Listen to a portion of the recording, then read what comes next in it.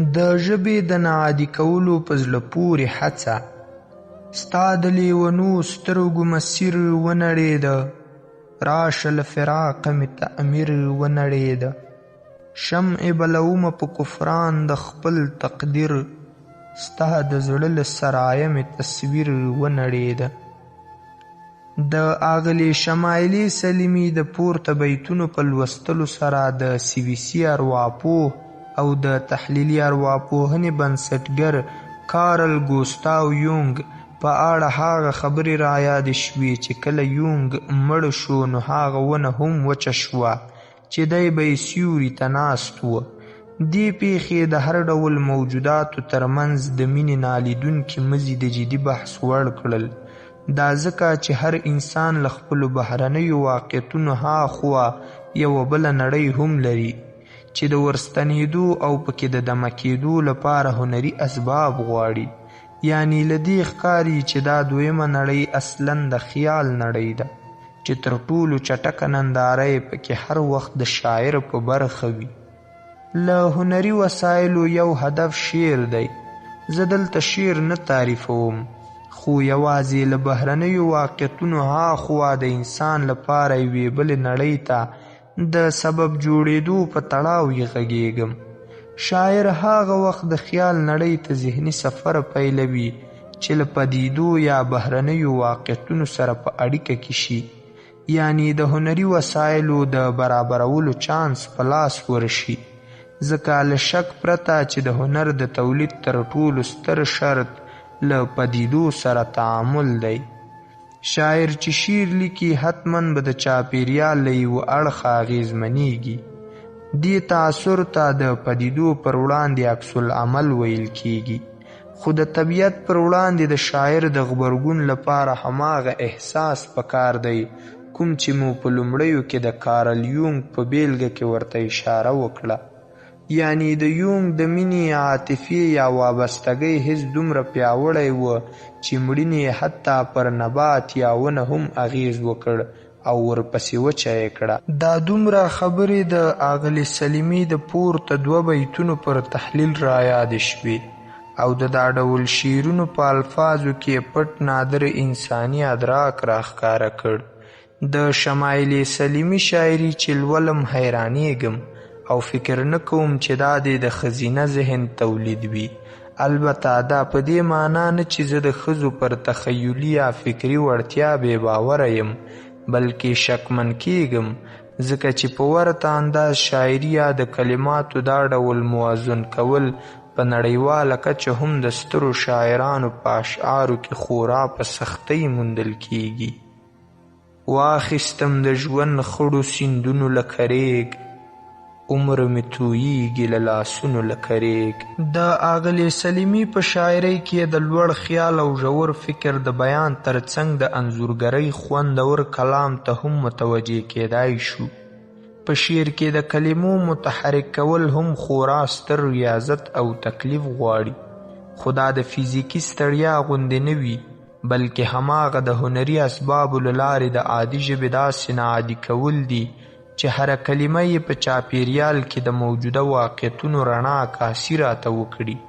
یعنی که خورا ساده یې ووایم، په شعر کې د یوې پدیدې د کلمې په لوستلو سره مو په ذهن کې د هماغه څیز عکس جوړ شي او دا ننداره کټ مټ لکه د یو فلم غوندې وي.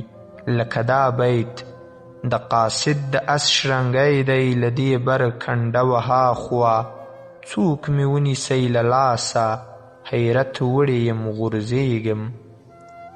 یو شمېر لوستونکي ښایي د آغلې شمایلې شاعري د پیچلو الفاظو ترکیب وبولي، ګونګه او پر ابهامه یې وګڼي او دا دلیل راوړي چې ګواکې پوهېدل پرې د عامو خلکو له سویې لوړ دي. خو زه بیا د ادب پوهانو په باور دوی ته دا ویل لرم چې په شاعرۍ کې مثبت ابهام عیب نه بلکې همیشه کمال وي، ځکه اول خو د شعر مرغه د ژبې په ګرامري قفس کې بندي کول ظلم دی. دویم دا چې په ژوند کې ډېر داسې مسایل راځي چې وړاندې کول یې باید د ابهام د توکو لکه سمبول او داسې نورو په مټ وشي. د شعر په نامه په لوستونکي د ساده خبرو لوستل خو هر څوک کولی شي او نه شاعري یا شعار دی چې هر څوک یې په اسانه زده کولی او په ژبه راوړلی شي. کړلو زړه زما چورو چور، ستا د سترګو تغیر، ستا د سترګو تغیر په مثال د کوهي تور. ړنګ دی ړنګ حسن آباد، کندرات دی کندرات، پکې ښکاري زما زړه څوک خوشحال د رنتبور. د دې ټولګې په شعرونو کې یو بل کمال موسیقیت دی چې د آغلي سلیمي د شعر پوهنې د خورا لوړ استعداد څرګندونه کوي. موسیقیت ډیر ځله په شعر کې د کلمو له تکرار رامنځته کیږي او له محتوایي اړخه اخوا د شعر پر ژبه یا بڼه دومره ښکلا ورتپي چې هر لوستونکی ناخود آګاه پرې مینیږي. خو د موسیقیت لپاره د کلمو د تکرار په بحث کې منظمتوب او منطق ستر شرطونه دي. یعنی په ناعادي ژبه کې د هر ډول کلمو هر ډول تکرار هم موسیقیت نشي رامنځته کولی. رامنځته به یې کړي خو له منطقي اړخه به عقل ته د منلو نه وي. مخکې مو وویل چې د کلمو تکرار ډیر ځله یعنی د کلمو د تکرار ترڅنګ د سمبول او تشبیهاتو همغږي هم په شعر کې موسیقیت ته حیات ورکوي چې دا چاره آغلي سلیمي بیخي په زړه پورې ترسره کړې ده.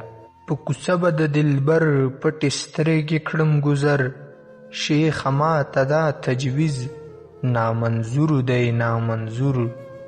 پیراهن د نبوي او پیشه د جاسوسي، خدای دې لا درکي بری، خدای دې لا درکي عبور. لنډه دا چې د شمایل سلیمي هر تازه شعر چې لولم په ذهن کې مې د ستاینې لپاره نوي کلمې را پیدا شي، ځکه هر شعر یې له هر اړخه نوی وي. د داغ په نسترن په نامه دا ټولګه چې اوس تاسو په لاسونو کې ده، ټول شعرونه یې ما مطالعه کړي دي. په دې کې هر شعر له ژبني او محتوایي اړخه له یو بله نویوالی او جالبوالی لري. زه د خپلو خبرو په پای کې شمایلي سلیمي ته اوږد او بشپړ روغ ژوند غواړم، خو د دې ترڅنګ هیله ترې کوم چې خپل ژور فکر او لوړ خیال د یو خپلواک سبک لور ته په همدې مدار دوامدار وساتي.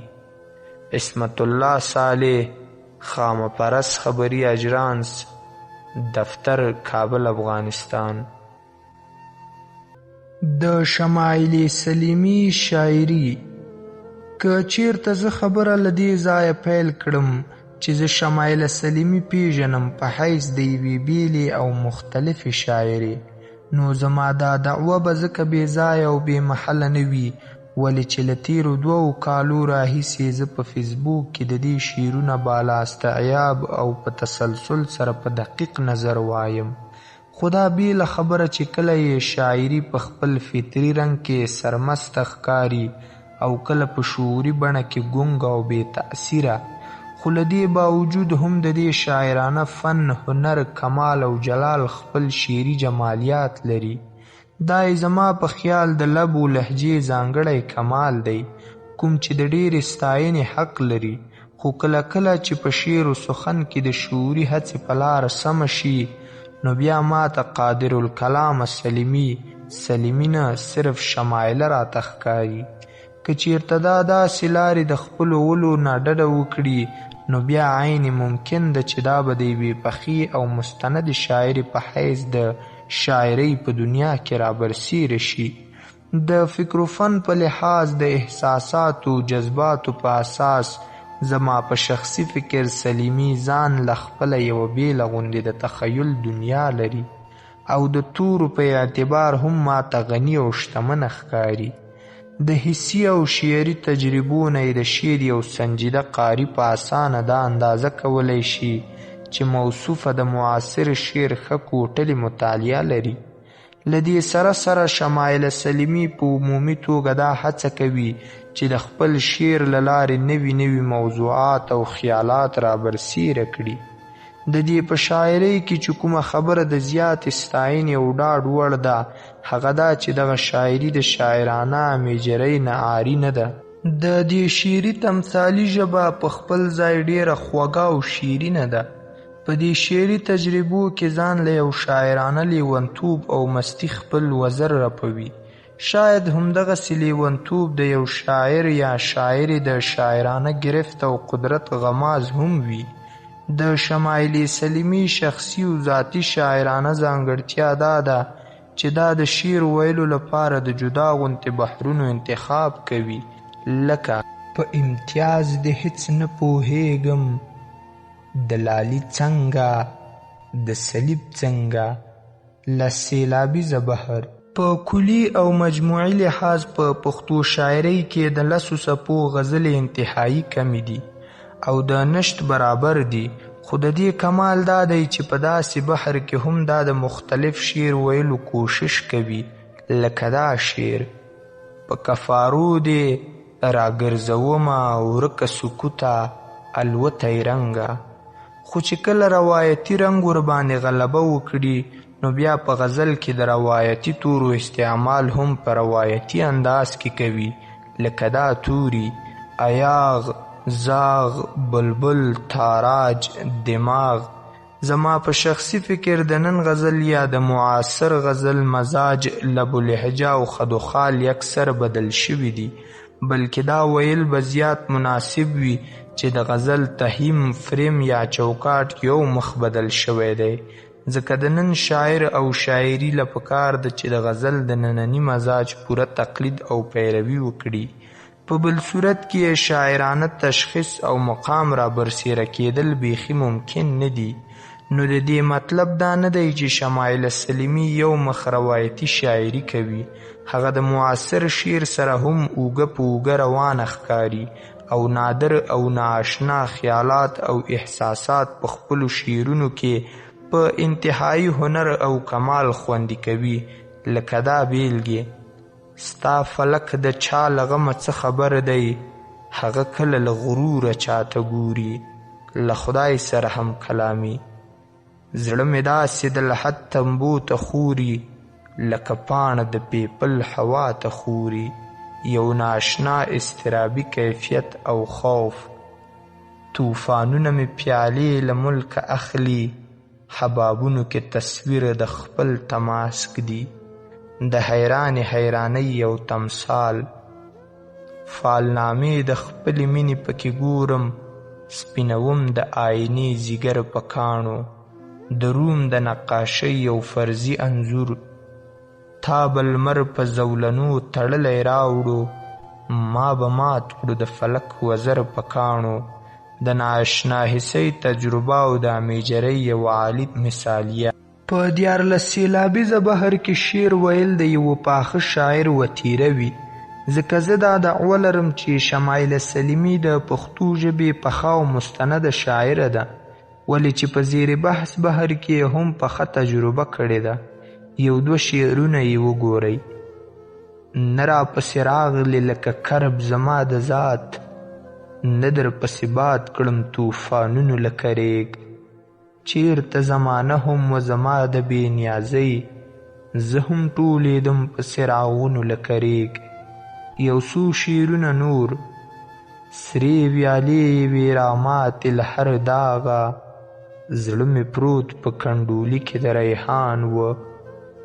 واهمې مې د خیالاتو رانه تاودي، کتی نشم د ضمیر په آینو کې.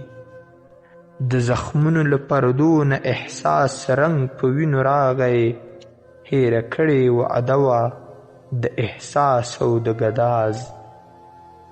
ژوند و ټول رسا خبرې او خطا خطا خبرې، د هغې دنیا خبرې او د دې دنیا خبرې. بخت مې د پاڼې په شان ورژوه، بیا پر احسان د زمانې ولیکه. د شمایل سلیمي شعري تجربې پر اختیا هم خپل قاري حیرانوي.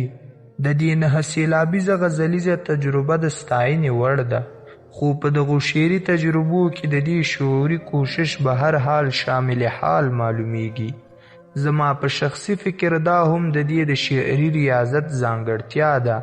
خلی او آهنګ یې د ټپې له فطري آهنګ سره هم آهنګي نه لري، خو د شمایلې د غلاندینۍ تجربه بیا هم دا استحقاق لري چې و شعر و شاعرۍ ته یو بل ځانګړی بحر ورپېرزو کړی دی.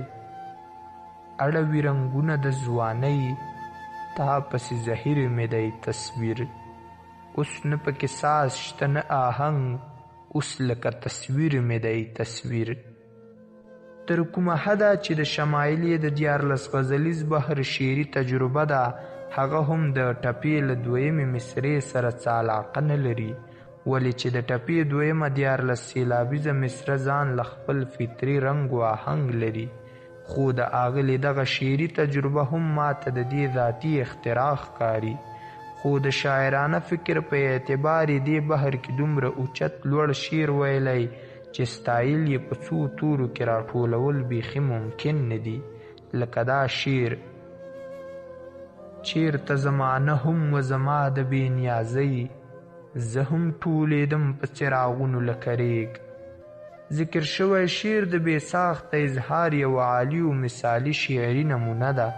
یو بل شعر یې هم وګورئ: لاړه نغمګي د شمایلې د زړګي، اوس یې ټولوه په ساحلونو لکه ریګ. اوس که یې د نظم په شعري ریاضت یو کوټلی نظر وغوړوو، نو داسې ښکاري چې شمایله سلیمي په نظم کې هم خپله ځانګړتیا یا خپل رنګ لري. که یې د مثال په توګه یو نظم تسکین راواخلو، نو آهنګ یې د غني خان د شعري آهنګ سره هم آهنګ ښکاري. خو کمال یې دا کړی چې د دې نظم توري د شمایلې له شخصي داخله د ملغلرو په څیر بې ساخته راوارد شوي دي. همدغه یې د نظم ګویې انفرادیت او خاصیت دی، کوم چې زما په خیال د ډېرې ستاینې وړ دی. خو په دې نظم کې په یوې مصرې کې ترېنه سهو شوې. عین ممکن ده چې دا غلطي د کمپوز له سوبه وي. د شمایلې دا مصرې د نظم روان ردم او آهنګ زخمی کوي. مصره وګورئ: دا سوسن او اذیت او ګلان انتري. دا مصره باید داسې وای: دا سوسن اذیت او ګلان انتري. او د نظم روان آهنګ یې داسې دی: ستا چشمان جوهري او زلفان عنبري، ناز ادا مرمري او باڼه خنجري. او دوی مصرې نورې هم په دغه آهنګ کې دلته نقل کوم: نه قابل دی د مرګ نه لایق د زوال، دا جمال او جلال او حسین خد و خال. مطلب دا چې د دوی تسکین نظم بشپړه په همدغه ردم او آهنګ کې دی. زیر بحث نظم د مستی او بدمستی یوه د یادونې وړ شعري بیلګه ده. د ایمیجري نه لبریز نظم دی. د شاعر په سپیڅلې ژبه کې ویل شوی دی. خپل لذت او نزاکت لري او د شمایلې شاعرانه لیونتوب پکې خپل وزر رپوي. که چیرته د دې د نظم په مجموعي روایت د څه ویلو جسارت وکړم، نو به ووایم چې د شمایلې نه صرف ښه نظم ګو شاعران په کوټلي نظر لوستلی دي، بلکې د اساطیر د داستاني نظمونو د مایتس یې هم په زړه پورې مطالعه کړې ده. په همدغه ذکر شوي تناظر کې که چیرته د شمایلې غندل نظم راواخلو، نو په اسانه زما د ذکر شوي دعوې اثبات کوي. د دې نظم څو مصرې وګورئ: انایي سجدې ستایل دي، د خوبونو په سرورو کې په عیسی پسې ختل دي، د هوس له درمساله د کعبې د مخ غندل دي. او یو بل نظم تغافل یې په بیا بیا ویلو ارزي: څه خبرې مې په زړه کې له مودو راسې تاویږي، زوروي مې په لمانځه کې او ساګانې مې ډوبیږي. څه خبرې مې په زړه کې لکه نجونې له مستۍ نه بنګړي مات کړي، په راغونو په لاله کې د نازونو تندي مات کړي. همګي په سرلي تیر کړي له سقره، د مریم اوښکې مې تویې شوې له ځیګره. د احساس نظم یو څو مصرې داسې انځور کړي دي چې نن مې د زړه احساس عجیبه شانته خوروي زړه په ګلابونو باندې، په ورانو شوو لحدونو باندې، په هیرو شوو تاریخونو باندې. ما په خپل ځان پسې راکاږي په ورونو باندې په دوزخونو باندې د یو بل نظم دا مصري وګورئ ما د غم هندبې پرېښوې په ګنګا کې د تزلیل کښتۍ مې ډوبې کړې دریا کې چې زما په تحفظ به وي ولاړې. همدارنګه امتیاز نظم یو اساطیري مزاج نظم معلومیږي. زما په شخصي فکر په اصل کې شمایله سلیمي د نظم ډیره لوړه اوچته شاعره ده، ولې چې د دې شعر په صنفي روایت باندې هغه خورا دسترست او گرفت لري چې زما په خیال د نظم په میدان کې دا د لفظونو ښه بازیګري کولای شي. د شمایلې سلیمي په شاعرۍ باندې بحث کول دومره اسانه کار نه دی. زما مشکل دا دی چې زه هر وخت په یو څه ناڅه لیکلو باندې بوخت یم. زما خو زړه غوښتل چې د دې د یو دوه نظمونو کوټلې ساختیاتي مطالعه وکړم، کوم چې زما په خیال اوچت او مثالي نظمونه دي، خو داسې شاید فی الوقت ممکن نه دی. د شمایلې سلیمي شعري ریاضت زما په شخصي فکر د ډېرې ستاینې وړ دی. د شمایلې په ذات کې یوه بیله او منفرده شاعره ساوي اخلي، خو زما په خیال لا پورې دا شاعره د دې په ذات کې 100% نه ده راژوندی شوې. که چیرته دا په پوره توګه راژوندی شوه نو بیا به شمایله سلیمي یوه لویه او لازواله پښتنه شاعره ثابته شي، او دا ناممکن بالکل نه ده. که چیرته و غزل ته هم پاملرنه وکړي نو په دې اړه دا خپل مقام پیدا کولی شي. د دې شعري روایت د مطالعې وروسته زه ترېنه ډېر زیات توقعات او امیدونه لرم، او زه یقین لرم چې زما دا خوب به بې تعبیره نه خیزي. محمود ایاز، سکام ادبي اکاډمي، کوټه، جنوبي پښتونخوا. پښتنې په قامت سترې نه دي څه دي؟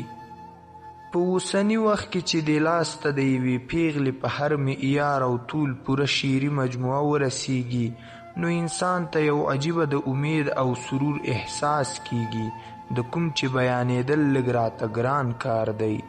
د شمایلې سلیمي د شعرونو مسوده په لاس کې لرم او باوري یم چې دا به په دې ساډوبېدونکي ماحول کې د سهار شمال ثابتیږي، کومه چې به ډېرو هغو ژبو ته چې د سوالونو جرأت بخي چې د اظهار وسیله نه لري.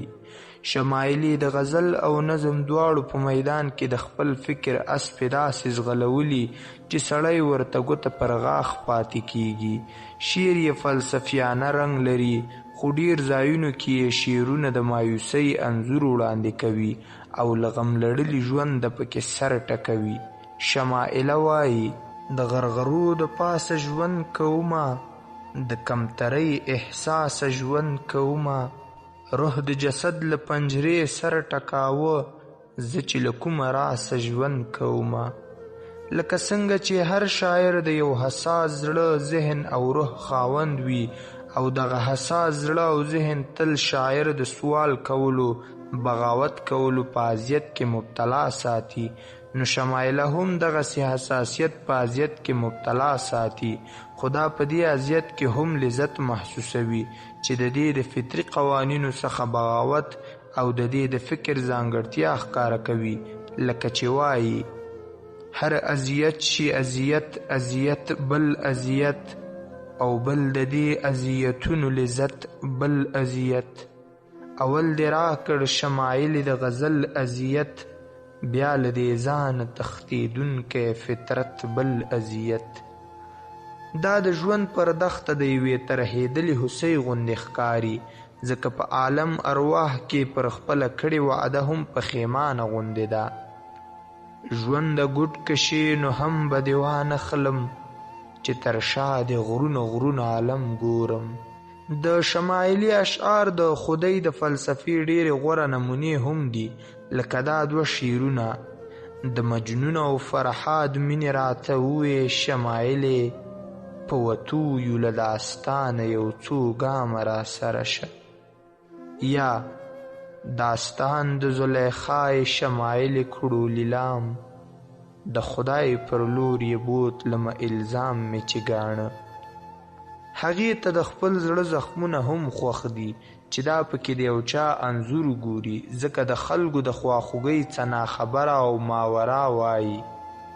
خلک زما د زړه زخمونه ژاړي، زه پکې ستا د مخ رڼا لټوم. شمایله که یو خوا د دوران غمونه زړوي، بل خوا یې د وطن غمونه هم آرام ته نه پرېږدي.